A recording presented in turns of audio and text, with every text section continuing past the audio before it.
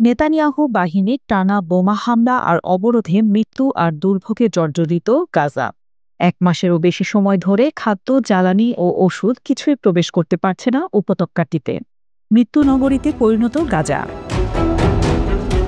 গাজার এ অবস্থাকে অন্তহীন মৃত্যুর চক্র বলে আখ্যা দিয়েছেন জাতিসংঘ মহাসচিব অ্যান্তোনিও গুতেরেস। তিনি বলেন, গাজা এখন একটি হত্যাযজ্ঞের ক্ষেত্র। সাধারণ মানুষ এক ভয়াবহ মৃত্যুচক্রে আটকে পড়েছে। সাহায্য বন্ধ হওয়ায় আমাদের সরবরাহ ক্ষমতা কার্যত শ্বাসরুদ্ধ হয়ে গেছে।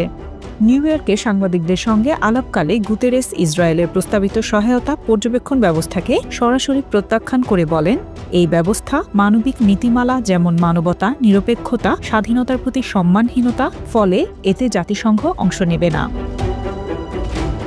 গাজা ত্রাণ ফুরিয়ে গেছে ও ভয়াবহতার দুয়ার আবার খুলছে বলেও হুঁশিয়ারি দিয়েছেন জাতিসংঘের মহাসচিব।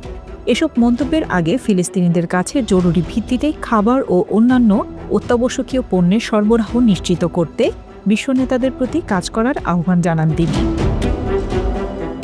এদিকে ইসরায়েলি কোম্পানি মেকোরোড গাজা উপত্যকায় পানি সরবরাহ বন্ধ করে দিয়েছে।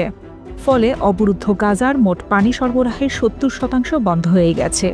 গাজা পৌরসভার মুখপাত্র হোসনি মেহান্নার জানিয়েছে, সংযোগ বিচ্ছিন্ন হওয়ার ফলে পূর্ব শহরের গুজাইয়া পাড়ায় অবস্থিত প্রধান পাইপলাইন ক্ষতিগ্রস্ত হয়েছে। তিনি আরও বলেন, এই বিঘ্ন সরাসরি সামরিক কার্যকলাপের কারণে হতে পারে অথবা ইসরায়েলি কর্তৃপক্ষের ইচ্ছাকৃত রাজনৈতিক সিদ্ধান্তের কারণে হতে পারে।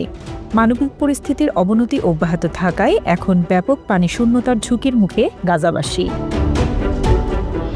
এসব মন্তব্যের বিষয়ে জানতে চাইলে ইসরায়েলের পররাষ্ট্র মন্ত্রণালয় বলেছে, গাজায় কোনো খাবারের সংকট নেই। মন্ত্রণালয়ের মুখপাত্র ওরিন মারমোরস্টেইন জানান, গাজা উপত্যকায় মানবিক ত্রাণের কোনো ঘাটতি নেই। ৪২ দিনের যুদ্ধবিরতিতে গাজায় ত্রাণবাহী ২৫,০০০-এর বেশি ট্রাক ঢুকেছে। ফিলিস্তিনের স্বাধীনতাকামী সংগঠন হামাসের সঙ্গে ইসরায়েলের প্রথম দফার যুদ্ধবিরতির মেয়াদ গত ২ মার্চ শেষ হয়। এরপর থেকে দেশটি আবারও গাজা অবরুদ্ধ করে রেখেছে এবং সেখানে নতুন নির্বিচারে হামলা ও বোমা হামলা চালিয়ে যাচ্ছে।